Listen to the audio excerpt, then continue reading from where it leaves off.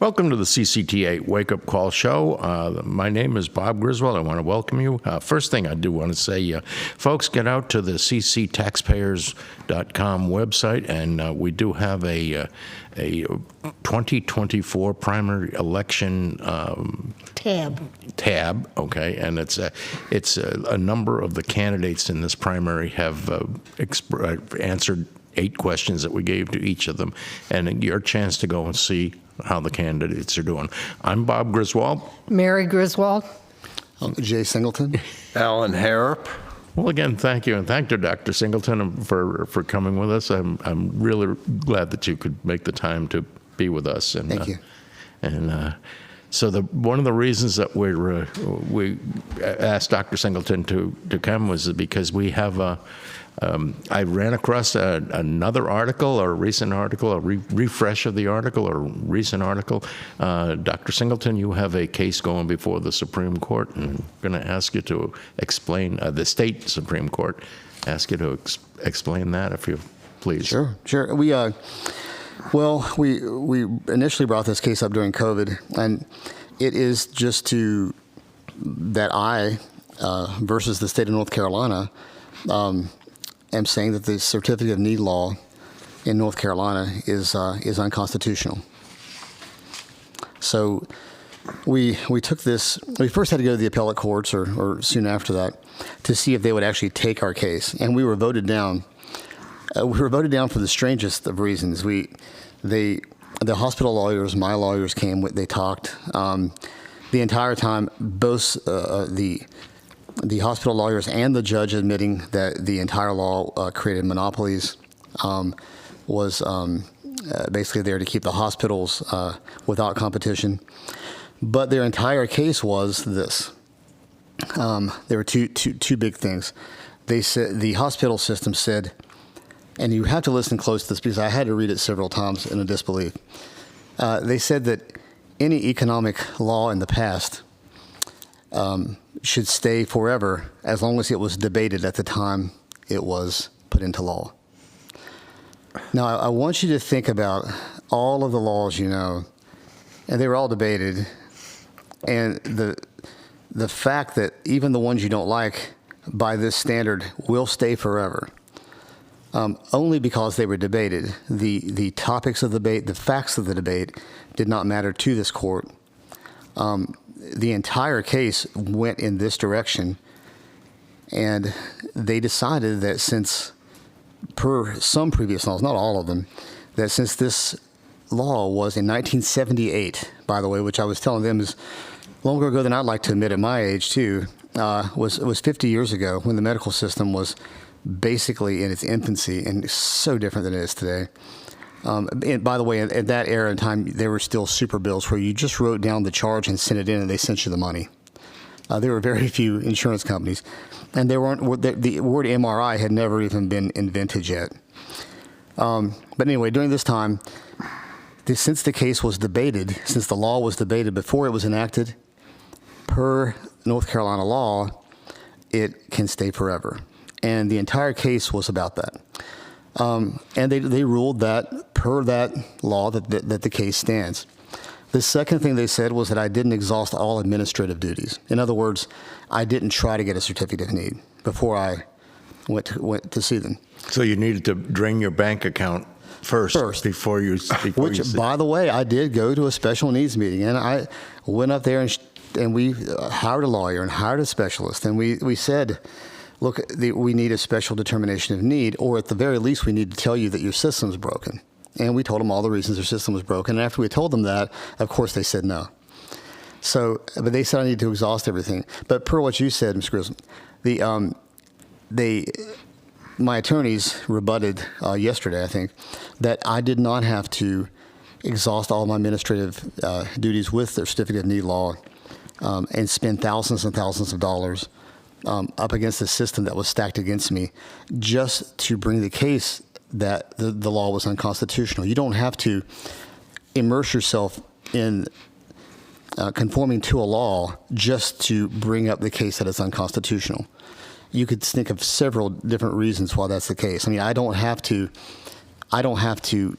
wade and slog through this law to bring up the fact that it's unconstitutional, and that is the only reason we are going to the Supreme Court. We are not going there to try to shoot this law down.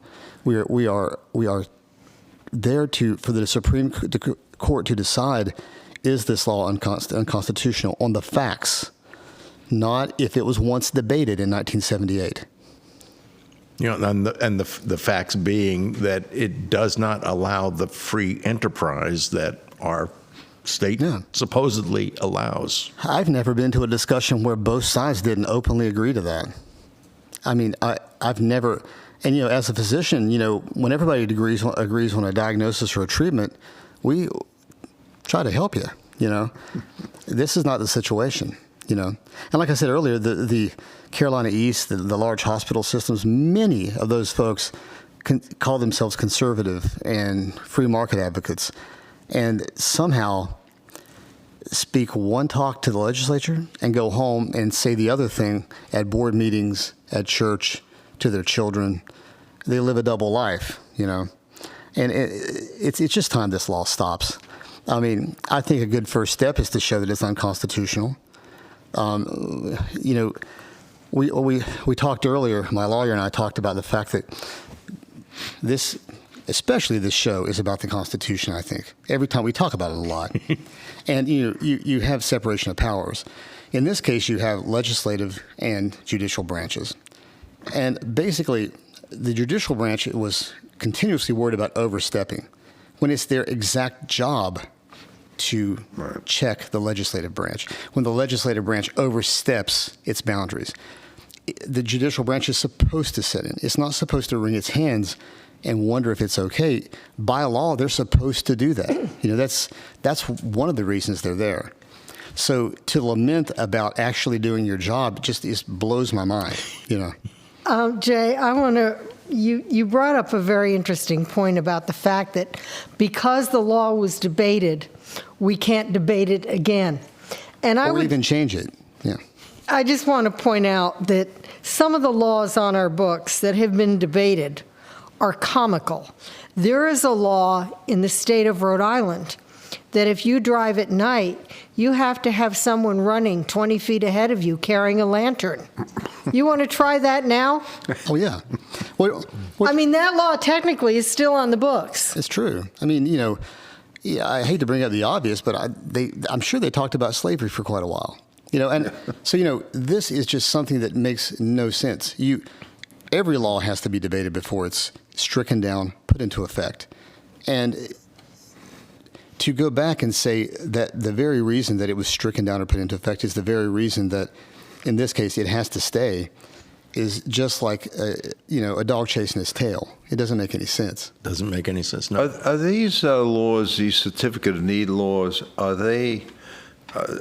do they occur in all states, or are there some states that do not have certificate of need requirements? I'm just curious, is North Carolina unusual in this respect? Or? We're very unusual, and not because of that, but because in the mid to late 70s, all states except for Louisiana adopted some form of certificate of needs to kind of monitor their health system in some ways.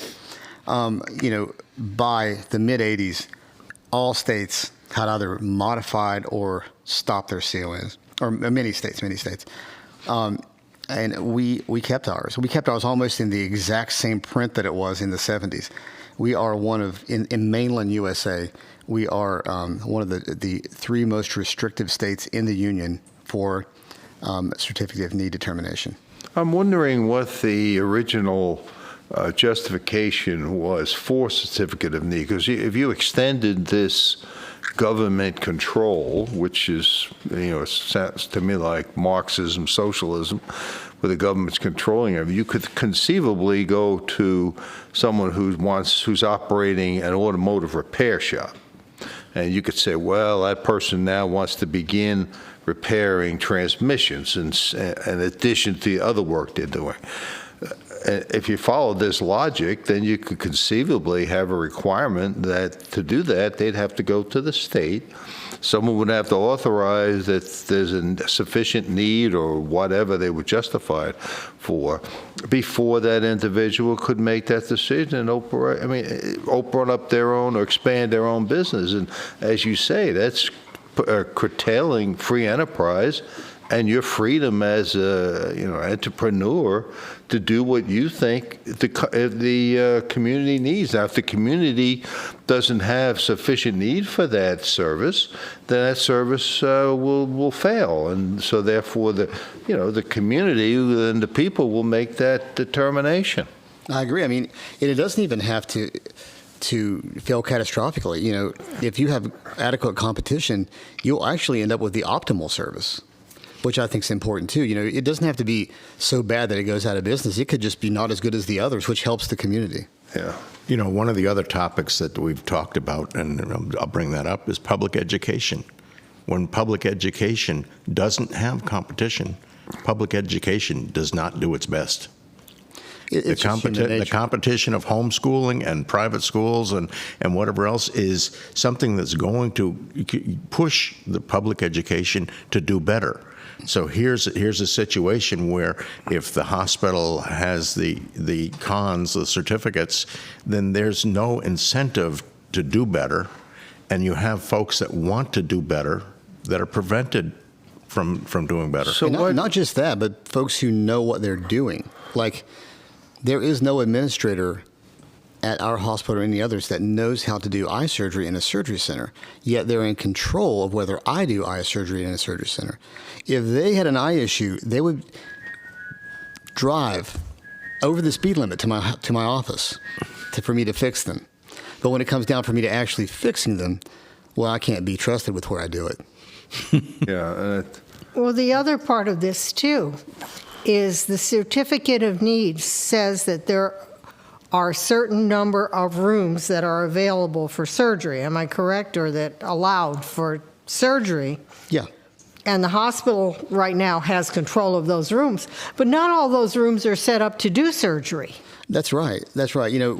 Everybody overbuilds, and they don't fill up their rooms. We don't even try to. It's well known throughout the state. I'm not. Everybody knows this. That is in the know.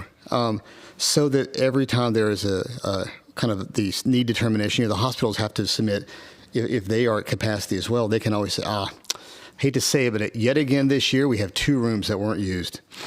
And that doesn't. And that's why that over the years almost no. Wilmington, a few years, 3 or 4 years ago, got a two-room certificate of need after their population grew, and their hospital promised privately not to go after them. But other than that, it's only been dialysis centers.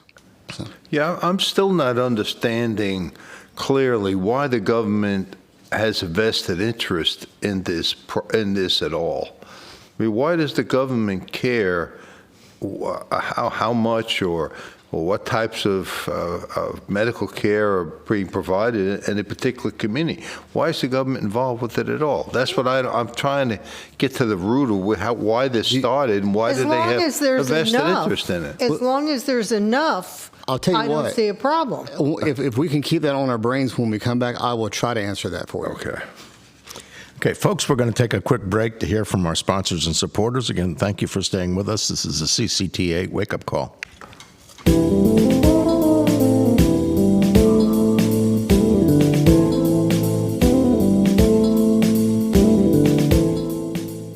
Torque Transmission and Automotive Repair is the transmission physician in the New Bern area. If you're experiencing transmission problems, call Charles Grover at 252-637-2399 or stop by the shop on 17 South in New Bern. Torque can install a new or reconditioned transmission, or they can rebuild your transmission if that's what you prefer. See Torque for a variety of minor automotive repairs like brakes, tune-ups, and water pump. You can count on Torque Transmission and Automotive Repair. The God and Country Christian Alliance has a simple mission, but it is a profound one. They want to inform and educate the public on issues of moral and political concern. They want to restore the Judeo-Christian values upon which this nation was founded to all levels of government. And they want to encourage and activate pro-family voters. Simple, but not easy. The God and Country Christian Alliance meets the third Monday of every month at Moore's Barbecue on MLK in New Bern. Meetings begin promptly at 7 p.m. and end by 8:30. To enjoy dinner with the group before the meeting, arrive between 6 and 6:30. Both the food and the company are good. Meetings include speakers and discussion, and their annual banquets are legendary. Join them on the third Monday of each month for a refreshingly candid view of the world and our place in it. CCTA Wake Up Call airs Saturday at 6 a.m., some days at 11 a.m. and 8 p.m. on WTKF 107.1. Welcome back, and thank you for listening to our sponsors and supporters. Alan, you have a question? Yes, I do, Bob, and I appreciate it. And Dr. Singleton, maybe you could respond to my concern about why does the government have any vested interest in this issue at all? How did that get started, or why does the government feel like they need to limit this aspect of free enterprise? That's what I'm trying to get at. I don't understand that yet. Well, you know, a good friend of mine who knows this like the back of his hand told me that, he said, you know, Jay, you're looking at it wrong. It shouldn't be called need. You're not, the government's not looking for need. They are looking to decrease hospital harm. They should have even written it that way. So the problem is we have propped up the economies of many, many counties on their local hospital, the healthcare in general. You have some counties that are 50% employed at their local hospital, especially rural ones. So they've let this happen over the years. They've subsidized the hospitals. They've been given extra money because there's no competition, and now they've become the major industry in the counties. The government is looking at this, looking at these economies, how it affects their citizens. And then they are being scared to death by the American Hospital Association by saying that if the certificate of need law comes back, all these hospitals will close. It will come crashing down, and especially in the counties where 50% of the actual workforce works at the hospitals or associated with them. And they get very afraid. And since this law every year, pretty much, or every few years, is judged on a local level, you know, with our representatives and our senators from each county, it fails because of these scare tactics. They also say the hospitals will go down because they have all these uninsured folks in the ERs. Well, we just did Medicaid expansion. There's going to be a lot less uninsured people in the ERs. What's their next excuse going to be after this? And so it is tugging at the fear strings of local economies is why it's still there. It shouldn't be there. Everybody knows it's anti-competition, but the scaffolding that they have built is just weaving and so high and so quivering. It's ready to fall down if anybody grabs the bottom of it and pulls, because they've let it happen. Right. And after they let it happen, they, just like somebody who is a bad bettor, they are double down, they triple down, they quadruple down on the bet they made a long time ago, which doesn't help anybody. It doesn't solve any problems. Mm-hmm. So the government, if I understand this correctly, the government is trying to support and maintain, for example, a hospital structure or a hospital in a particular community, and they're trying to make sure that hospital has enough business to stay in business? Is that what they're trying to do? Yeah. So anybody like yourself that comes in and wants to compete and provide a service outside the hospital is that somehow a threat to that hospital, and the government takes the side of the hospital. Is that? Yeah, exactly. It's a perceived threat. Many states, including Texas, just now large state with many different areas, struck down their CON law, and the whole system did not fall down. In fact, they had record profits every year since it's been down. Yeah. You know, it's funny. You mentioned when the law came about, and I would suggest probably most of this eye surgery was not even thought of back at the time when those laws came about. Compare this with, in probably similar time frame, the computer industry. As the personal computer came around and the costs were prohibitive. I happen to have been one of the geeks that bought one of those way back. But the costs were prohibitive to get a home computer or do whatever else. And as that industry has gone along, the costs and the efficiencies where they've found that they can come up with efficiencies, costs have gone way down. And here, the certificate of need is preventing the costs from coming down. They're preventing an industry from doing their best. Particularly your industry. Now I know the whole con law, and again, whether we're just aiming at, so I guess at your industry or the whole medical industry needs more competition. Oh, easily. I could quickly explain what a cataract surgery looked like in 1978. It was if you put a lens in, you were first of all considered a maverick, and everybody gets a lens in their eye now. The surgery was at least an hour long. You had to have cataracts in both eyes and nearly blind in one, and they would just do that eye and leave the other. You had to stay in the hospital afterwards, sometimes for days. You had to have sandbags put around your head in the hope that if you moved your head, that it wouldn't fall apart. After surgery, since putting a lens in was considered maverick, you got very large contact lenses or glasses that are about as thick as a piece of plexiglass, and you live the rest of your life. At the time they did that, your chances of dying within 5 years after cataract surgery in 1978 were 50%. Not from the cataract surgery, of course, but it's just because that's how bad off you were before they went after you. Now, we do this much quicker, much more, just beautiful surgeries in 5 to 10 minutes, get people seeing the next day in most occasions. We don't even get anywhere near a hospital, but we still are under the same rules. So just to give you, at least in my specialty, how actually long ago 1978 was in medicine and science would blow your mind. And again, the efficiency now and the equipment, the efficiency now, the hospital does not have the equipment that you would need to do it. I'm going to say they don't own the equipment themselves that you would need. They own the basic amount of equipment that it takes to do cataract surgery. Most of the newer innovative equipment that it requires to diagnose, get you ready for cataract surgery and do the surgery, I have in my own office. I've been doing surgery in my office on Blue Cross Blue Shield patients, which are 15% of my patients, for the past 6 years with no problems. The list goes on and on. I'm going to, just to be semi-ridiculous, I'm going to ask, are you required to have a fire warden and an anesthesiologist and a blood monitor nearby when you do the stuff in the hospital? No. Because those are the basic hospital requirements. No, you don't. In fact, currently, I have no anesthesiologist at the hospital and surgery center, and I don't need them. In fact, you do need a little more lucid patient when you're doing cataract surgery nowadays. It's nice that they can look at the light, if their eyes aren't rolled back in the back of their head, if you can let them go home before some adverse event occurs. It's really nice the way we do it now, and we all do it this way, all of us modern surgeons, because it works. Not because we all got together and decided, hey, let's do this. It works. None of that stuff's necessary. That's just doesn't happen. It's both better for the doctor and for the patient, easily, and for the financial community.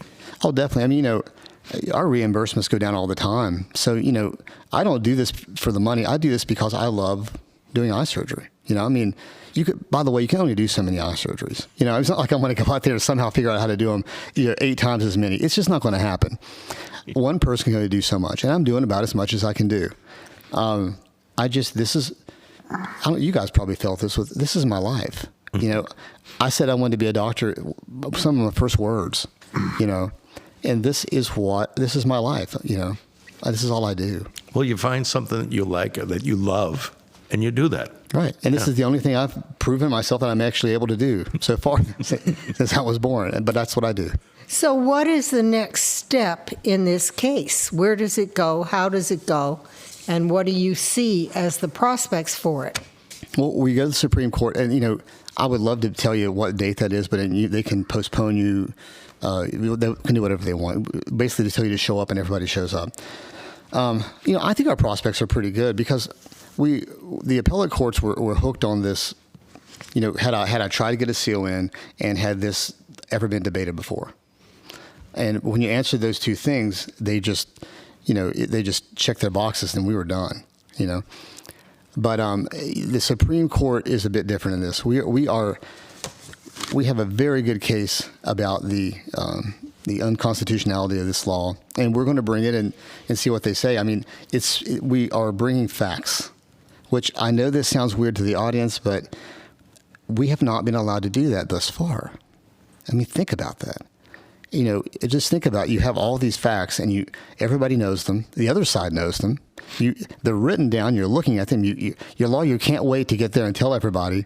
And they say, "Oh, I'm sorry, that doesn't matter." And then you just sit there, and the air leaves the room. But the Supreme Court has promised us a good go with this, and they're going to give us a shot.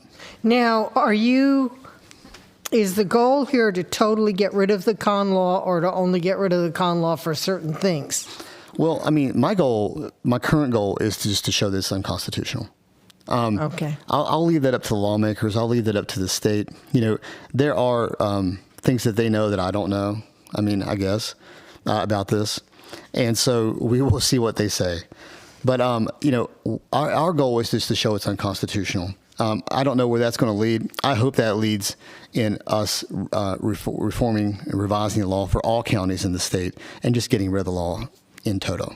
I did look up, there are 35 states in the United States that still have con laws. In some respect. In some respects. Some are just psychiatric facilities, some are nursing home, Yeah.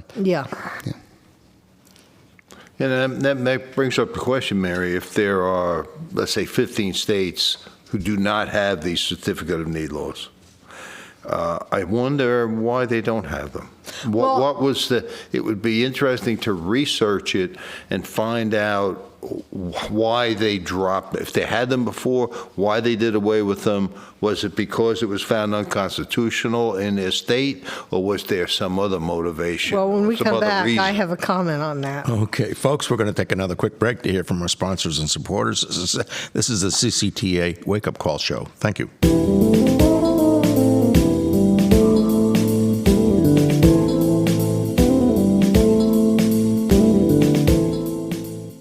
At Professional Auto Service, keeping vehicles in top form and running well isn't just their business, it's the passion of folks who work there. If baling and wire and duct tape is good enough, don't go near them. But if you take pride in your vehicle and reliability is important, go to 2215 Country Club Road in New Bern and let Professional Auto take care of your vehicle. You'll be pleased. That's Professional Auto Service, Country Club Road, New Bern. Moore's Old Time Barbecue is slow cooked and smoked over hickory in the tradition of the Moore's family for over 70 years. Moore's also serves fried chicken, cooked to order seafood, and homemade side dishes. Open 7 days a week in New Bern, Winterville, Morehead City, Swansboro, and Jacksonville. Moore's will cater and deliver anywhere you want your truly traditional barbecue and fixings delivered. And remember, if it's not Moore's, it's less.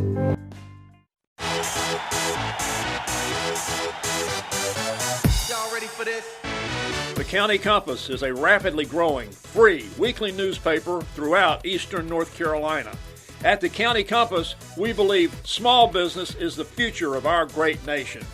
Many small business owners have discovered that an ad in the County Compass each week is the most effective, the most affordable way to reach thousands of readers from all walks of life. At the County Compass, we focus entirely on local and regional news, coverage of important issues that directly affect your life. At the County Compass, we love our readers and we love our advertisers. This Thursday and every Thursday at more than 750 distribution points throughout eastern North Carolina, pick up your free copy of the County Compass newspaper. Since 1952, the North Carolina Fisheries Association has been working to ensure access for fishermen and consumers to enjoy fresh local seafood. The North Carolina Fisheries Association is for fair, science-based fisheries management for commercial and recreational fishermen. If you agree with this philosophy, become a member. For more information, log on to ncfish.org. For fresh North Carolina seafood, there's no better place than B&J Seafood, Highway 70 East in New Bern. Welcome back, and I thank you again for listening to our sponsors and supporters. Mary? Jay, when there are states that have taken their con laws down, what has been the impact on that, on the cost of insurance, the cost of medical care, and how have the hospitals in those states done? Well, that we were asking that forever, years ago when we were going to legislators and trying to show them facts to try to change their mind. I think George Mason University outside of D.C., they partnered with John Locke, and they did an exhaustive study of the economics before, after CON. And they showed, and they did states that got rid of it, states that kept it, and it showed persuasively that the states that had CON had less access. They had higher cost of insurance, especially for patients. This huge number of indices they studied, and they were all negative. And then when states got rid of their CON, or states that didn't have a CON, all scored more positively than all those. And they were handing those around at the General Assembly, and based on whether you already liked them or not, you threw it in the trash or you read it, But it was a very well done study, and it showed all the things that you would think it would show, just like all of this conversation is. Everything you think is right or wrong, you're right, So the advantage to getting rid of the con laws for North Carolina would be that the consumer cost of our medical insurance would probably go down. Yeah, because, for instance, whenever you, especially if you have private insurance, or just, you're getting up to Medicare, but you're not quite there. Everybody knows that when you're met with your Medicare plans, there's an allowable, and it's usually across the country a certain amount. But especially with your private insurances, with deductibles, things of that nature, when you go in to have surgery, it's the cost of the surgery at that facility. And the cost of the surgery at that facility has to encompass the facility fee, the surgeon's fee.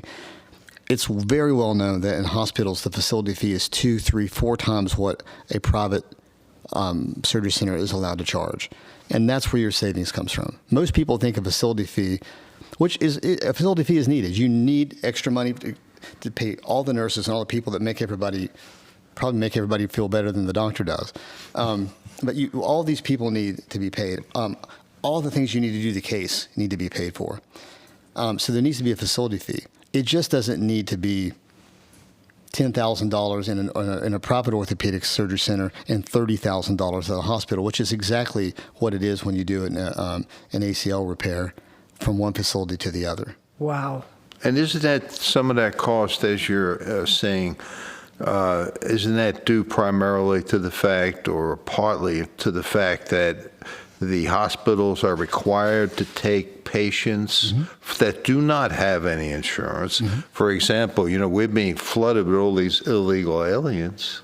Where are they going to go for services? They're going to be going to the emergency room. They're going to be going to the hospital, which is going to run their costs up. And at the same time, then we as taxpayers have to turn around and pay for it. It's true. And so therefore, we're being forced to go to a hospital facility when in reality the service could be provided, say, at your facility for much less, more efficiently, and perhaps scheduled more expeditiously too. It could be, but that is one of what you brought up is actually one of their points. That they have to foot the bill for people without insurance. But you have to realize, certificate of need doesn't keep hospitals open. They keep them loaded with cash. It's not like, you have to understand levels. Yes, hospitals, especially community hospitals with community boards, are supposed to take care of their community. That community may have folks who don't have insurance in it. They have to. But what we give them to do that is we give them a completely tax-free basis. You can't have that and have my firstborn child on top of that. If you're not paying taxes, and this is no property tax, no sales tax, no, nothing. If you're not paying any of these taxes, and we ask you to please just pitch in with your community afterward, you should do that. You shouldn't say, and I need no competition, and I need all of my surgeons to be made like slaves to work at my surgery center so that I can charge 2 to 3 times more for every surgery. Yeah. You can't keep asking can't keep asking because it's not fair. Yeah. You know, the one thing that I would somewhat equate to it is Donald Trump opened a casino in was it Atlantic City in New Jersey. He opened a casino, and then soon after, as the state was really living off of his extra cash, the Indian communities opened a couple of casinos where they're not taxed, and they don't have a whole bunch of tax overhead that the Donald Trump's casino had. Well, pretty soon Donald went broke because he couldn't compete with them. Now, this is again that's a different situation, but I'm looking at another situation here that we hear that the hospitals are full. And the answer is no, they're not full. They're just understaffed. So there's certain wings that they can't even open because they can't get enough nurses and other facility persons to work in those wings.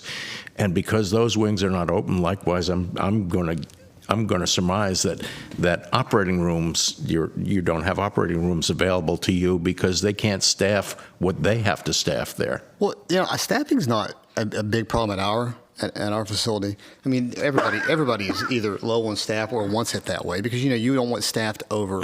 No, but COVID did a number on staffing. It did to some degree, and it also increased the number of locums. It's also very widely known that if you travel from one county to the other as a nurse, you suddenly become a traveler, and you suddenly get 3 times what you normally would. But our hospitals are pretty full. And our surgery center is pretty loaded, but it's loaded. In other words, there is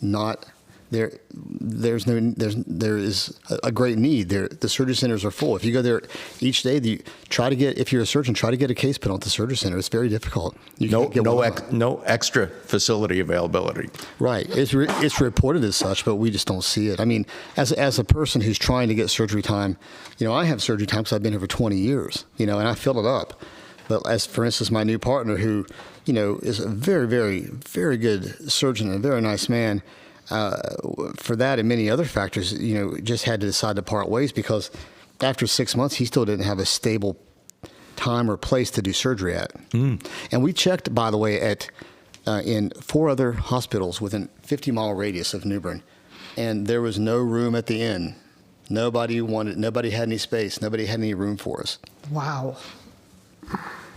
What, in your mind, would be the ideal outcome from this case, and what would a victory look like? I think the only victory in this case, because we're only really asking one question, is that the certificate of need finally just be called unconstitutional. I would like to see a situation in my lifetime, which is very seldom, that an existing law is looked back on and deemed as unconstitutional.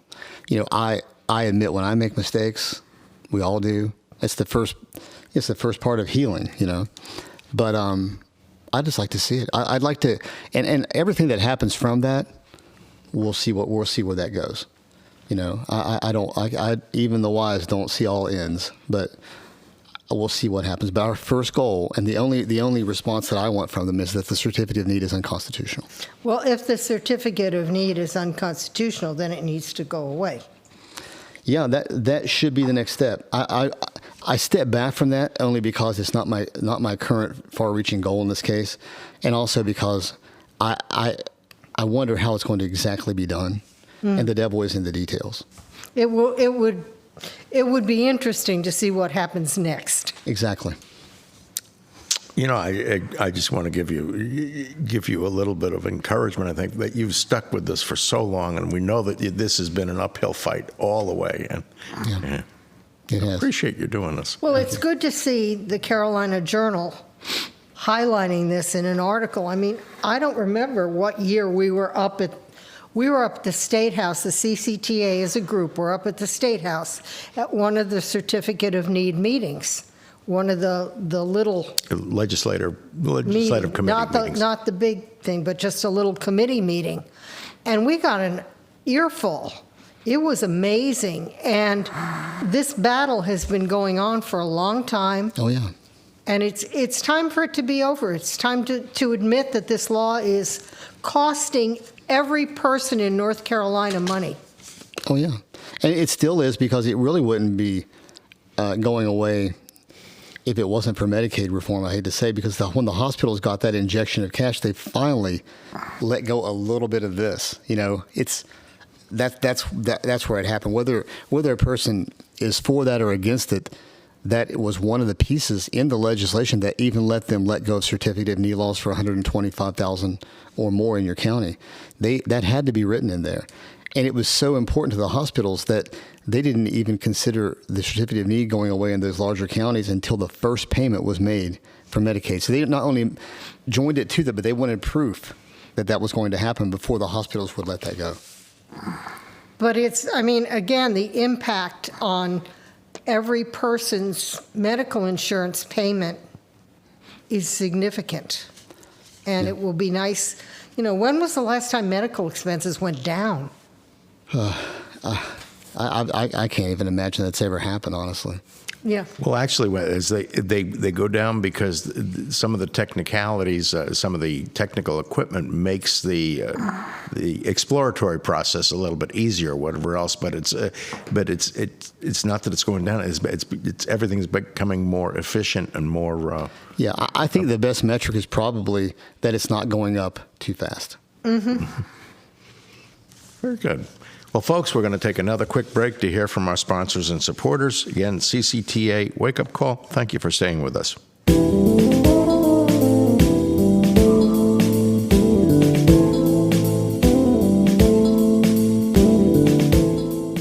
Torque Transmission and Automotive Repair is the transmission physician in the New Bern area. If you're experiencing transmission problems, call Charles Grover at 252-637-2399 or stop by the shop on 17 South in New Bern. Torque can install a new or reconditioned transmission, or they can rebuild your transmission if that's what you prefer. See Torque for a variety of minor automotive repairs like brakes, tune-ups, and water pump. You can count on Torque Transmission and Automotive Repair.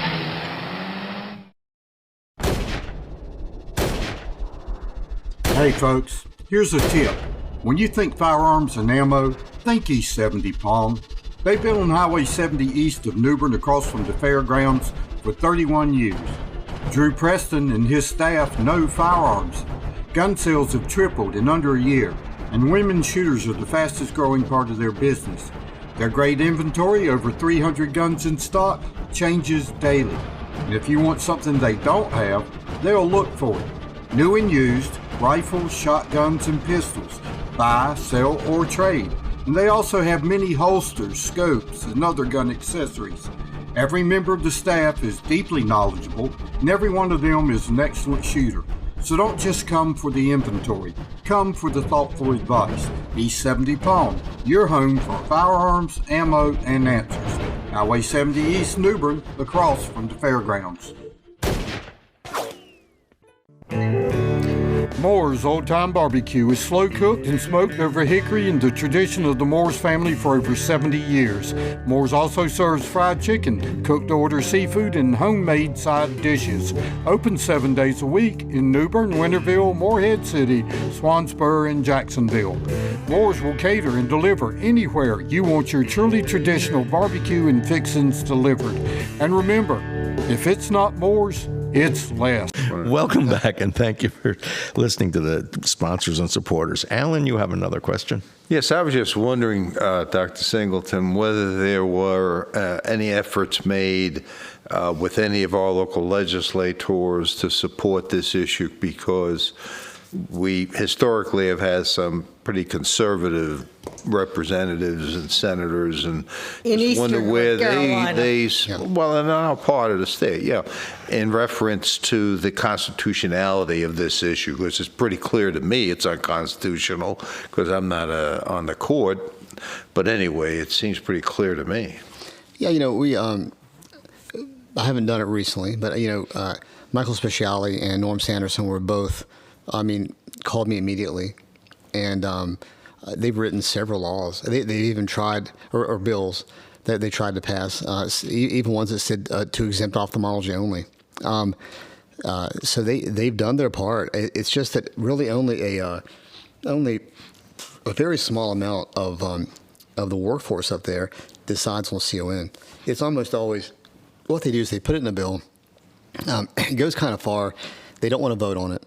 They put it in the budget so that they can use it as leverage to get their things they want. And Michael and Norm were never even part of that. It's usually Speaker of the House, back when I was there, Representative Dollar, who was the lawyer from the middle of the state. But, 3 or 4 people decided on the fate of CON. So you have all these representatives, and in civics class, you think they're all voting and they're all, you're counting the numbers. No, it's not. That's not the way it goes. It's what makes it to the floor. Yeah. Yeah, and so I didn't understand a lot about politics until my my former lobbyist Rob LeMay kind of sat me down and explained a lot of things to me. He's a wizard, and I started to understand, kind of like a child when their parents tell them that this is how life really is. I was like, oh, okay, well, I didn't know that, And so he kind of held my hand and got me through all these things. But yeah, it's just very few have decided this issue for years and years, and it's always been on dollars and cents and the amount of hospital subsidization that they have to do with or without CON. Mm-hmm. And we know that as we look at the larger conglomerates for the hospitals that have taken over some of the community hospitals, and we looked at the one, was it Bellhaven? Was it the one that they took over and then they bulldozed and instantly? And so that's some were turned into ERs for a while to kind of make it look good, But that's where they said that the certificate of need law goes down, that the small hospitals will go down. Now, and it's been here forever, and they've been dropping like dominoes. I always tell them that a small hospital does not need to fear one guy doing cataract surgery in a 3,500 square foot surgery center. They need to fear the bigger hospital that is the county over. That is the predator. And I think that a lot of times people misidentify who the predators really are, and how safe they are. It's just fear tactics. I mean, I'm not going to close a hospital down with a surgery center. Now, a larger hospital will and has and will continue to shut down smaller hospitals in their way. And they have a larger overhead than the smaller hospitals do. And generally, I mean, you're saying the smaller hospitals, sometimes employ a lot of folks in the counties, and that's a major source of income for the counties. It is. But there are only a certain amount of people. Although they are heavily employed in the small hospital, the larger hospitals promise everybody that that's why they keep them open for a while, that no jobs will be lost. And if you check in every year, there are less and less jobs, and there's less and less rooms, and then they're gone. They say, how do you don't throw when you want to boil a frog, you don't throw them in boiling water. You put them in lukewarm water and slowly turn the heat up. And I think that's how they do it. And the smaller hospitals, we don't expect the smaller hospitals to be all services, all hundreds and hundreds of different services that we have developed. Specialty communities, whether it's for ophthalmology or whatever else, there's specialized communities, and whether cancer care is another one. I don't expect a smaller hospital to have a full-blown cancer center. You need to regionalize that. I expect smaller hospitals to be able to take care of primary care of emergency situations that are distance matters in those cases, and here. We're doing something that's much, at least from my perspective, you want to schedule it convenient for the doctor, convenient for the patient, convenient for everybody, and fully utilize your facility. Well, yeah, I think you're right. I think the population of the county kind of decides whether the hospital stays or goes. If it's a quick commute to a larger hospital system and they have better facilities, and you have a relative, friends or family that is having a rough time, you're very likely to go to that larger hospital, and bypass your local hospital. Again, it literally has nothing to do with certificate of need. No, and by the way, we also see the opening of all of these, I'm going to say, primary care facilities around here. Mm-hmm. Now, how are they exempt from certificate of need? Well, the certificate of need just doesn't, it only regulates, the surgery. Surgery that has a facility fee. So if you open up your office and you charge insurance, your basic visits, you're not under their care. But nursing homes are, psychological facilities. A lot of many different facilities are, and you do have to get a certificate of need. Dialysis centers are. They get their certificates pretty quickly because there's only 2 companies, and then they just give them to them each, in a row. But that's our state. That's how they do things. So, if you open up a medical practice, you're fine because you're not doing surgery. But once you are, you have to have a certificate of need if you want to collect a facility fee. And again, what you're just sort of explaining there, it's not based on need, as the name implies. It's not based on need. It's based on hospital harm. Can you do something without harming your local hospital? And where does that fit into the Constitution? It doesn't. It doesn't. None of this does. From the CCTA perspective, it doesn't fit into the Constitution. Yeah, a rational human perspective. It just doesn't fit in. And I mean, you could hear this all day, and you just don't understand it because we're not used to seeing things that are so in your face wrong being upheld for so long and so fervently. It makes you question: am I right about other aspects of my life? I mean, it doesn't make any sense. Well, it seems like the state government or the state has taken a position. They want to try to maintain a certain medical delivery system or network, and that system or network may, as you've said, Bob, there's things become more complicated. That may not be what we need anymore. And maybe we don't need all these little hospitals, or maybe we need to reconfigure that based on what the demand is, and let the free market determine what's necessary. Instead of saying, well, if we do this, it's going to harm this other facility, and we have to support that other facility. That's our first priority, and that's where you get into this selecting winners and losers, and that's what socialism's all about: big government deciding who wins and who loses. Yeah. This similar issue was fought with the automotive dealers, with the manufacturers dealers, and what's called the right to repair laws. I mean, how do I have to go back to the original? Yeah. How do we defend that constitution? Yeah, that was changed. How do we defend that constitutionally? You can't. You can't. You can't defend it constitutionally. Mm-hmm. They brought up a case with when teeth whitening came out. The dentists wanted to be the only people that sold teeth whitening, and then they had it over the counter and in stores, and they've sued and they fought. And it turns out that they don't have a constitutional right to whiten people's teeth. Other people can get into the get into the market. Other people you can go to Rite Aid to CVS and get your teeth whitening and try it at home if you want to. And so, but as ubiquitous as that seems now, that was a big deal when it first came out, when it first started. We have forgotten the concept of freedom, and we've instituted things like licenses, and I'm not talking about driver's licenses. There have to be safety concerns, there have to be cleanliness concerns in certain industries.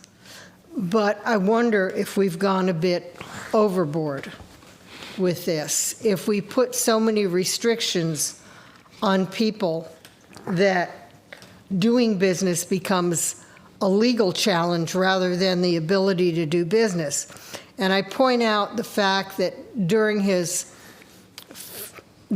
term of office, President Trump, one of the things that he did was he eliminated regulations at a rate of 3.2 to 1. To 1. And eliminated 3 for every one that was new. 3.2 to 1. During the 2020 fiscal year, he issued 148 deregulatory actions and 45 regulatory actions.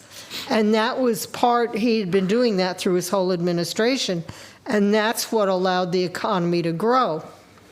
And Seems to me you're talking about something very similar within the medical community.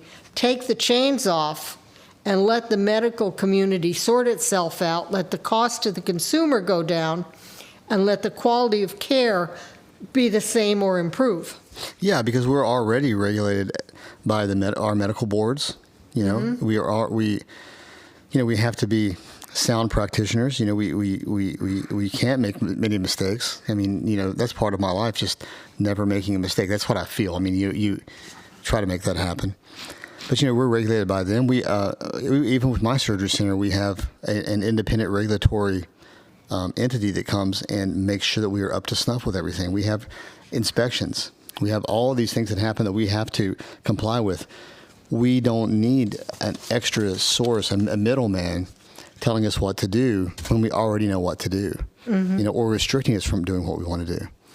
One of the things that the state, I think, has done that I think is very intelligent, the last time I was in having my hair cut and the inspector came in, I found out that in order to be the person who inspects all the beauty parlors, you have to have been a previous beauty parlor owner. Yeah. That's brilliant. Yeah. Because they'll know where the problems are. Yeah. You know. They know what rocks to look under. Yeah. Okay. And that's a situation where something that should be regulated is regulated well. Yeah. Well, it's just the certificate of need process too, as we're talking about the larger hospitals that their welfare or their benefit comes from these things, and who do they contribute to?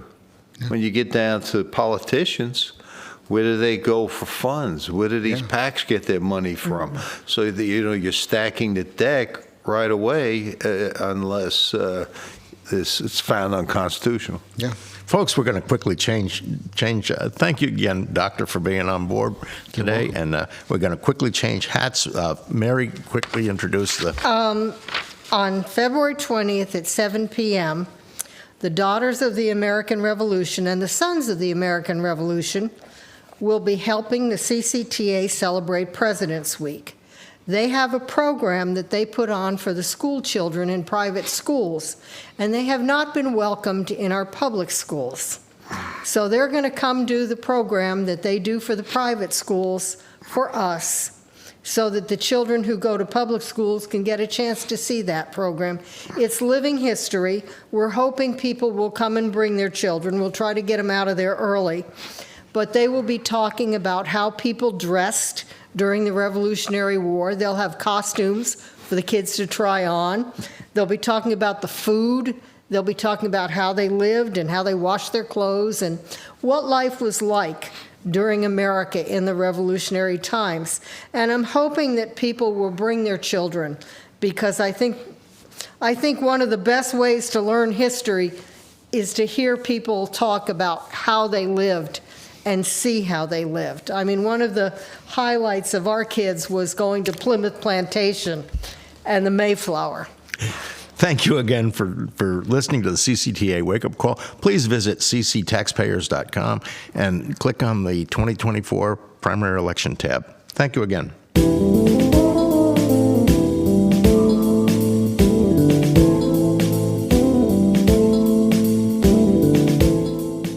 Since 1952, the North Carolina Fisheries Association has been working to ensure access for fishermen and consumers to enjoy fresh local seafood. The North Carolina Fisheries Association is for fair, science-based fisheries management for commercial and recreational fishermen. If you agree with this philosophy, become a member. For more information, log on to ncfish.org. For fresh North Carolina seafood, there's no better place than B&J Seafood, Highway 70 East in New Bern. At Professional Auto Service, keeping vehicles in top form and running well isn't just their business, it's the passion of folks who work there. If baling wire and duct tape is good enough, don't go near them. But if you take pride in your vehicle and reliability is important, go to 2215 Country Club Road in New Bern and let Professional Auto take care of your vehicle. You'll be pleased. That's Professional Auto Service, Country Club Road, New Bern.